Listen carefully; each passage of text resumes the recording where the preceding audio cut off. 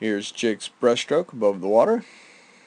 I'd like to see on that setup with that back foot here, get up on the ball of that back foot off that heel, and then also move that ball just a little bit further back. I know we've got some smaller starting blocks there that you're utilizing. Just got to make sure that you are trying to take up a little bit more space. As we go through the pull-out, look pretty good. Just maybe a little long on the glide after you kick before getting into that first pull. One thing I would like to see is maybe a little bit more wave action on that breaststroke. One of the ways you're going to be able to do that is as you're shooting forward, really thinking about pressing on your chest. But as you do that, you want to make sure your arm's going straight forward while your chest is kind of telling your body that you're going down. Because your arms will go straight forward to the wall in front of you, that'll help your body move forward versus going down too far. Another thing you want to think about is as you are finishing that kick, you're thinking about getting a little bit of a downward chop to it and trying to keep those feet together.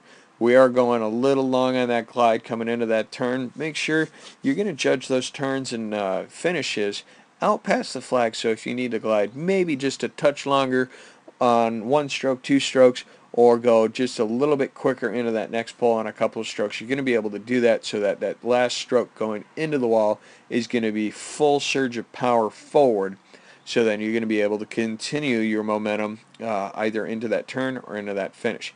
As we see, you're kind of pulling that head to the side a little bit. Really think about driving those knees underneath you. It's not too bad. You don't have as much of the circular motion, but we just need to really think about being a little bit smaller, get a little bit tighter. Make sure just before those feet are hitting the wall, take that last hand off the wall. That way you're going to be able to get in and out of that turn much quicker. This is going to give you the ability to really think about not having anything on the wall just before you're starting to get off the wall. As we get into the finish here, big thing we want to make sure is that we do have that surge forward. So we do need to, since we were a little long on both the turn end as well as the finish end, work on maybe trying to get one stroke a little bit longer out around the flag, so that that last stroke going into that turn, going into that finish is going to be the absolutely most powerful stroke that you've got going on, so that you can either touch somebody out or you can accelerate going through that turn even faster. Nice job, Jake. Here is Jake's breaststroke underwater. See him come in pretty good depth. I like what we're seeing there up until those eyes decided they got to see where they're going. You are coming up at that steep angle, so we do want to be a little bit more patient getting into that underwater pull. As we look at that catch, your elbows are right there at the surface. I want to see you actually press down on that chest a little bit more. Get more of that wave style breaststroke. Get a little bit of that butterfly feel to your breaststroke. As we go through the turn, you are pulling those hips up and those knees up kind of to the side. Make sure you're really driving those knees straight up underneath you. Use that knee drive to rotate you from your stomach to your back, and then pulling back with that left arm as you're pulling back on a bow and arrow. Again, be a little bit more patient before getting into that pull. That way we don't have to have that little bit of a glide right there at the end. As we see your kick, we do need to work on really bringing those heels up higher, and then getting those feet outside of your knees.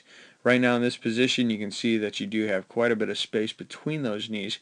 We want to be able to keep those knees a little bit closer together so that you can get your feet outside.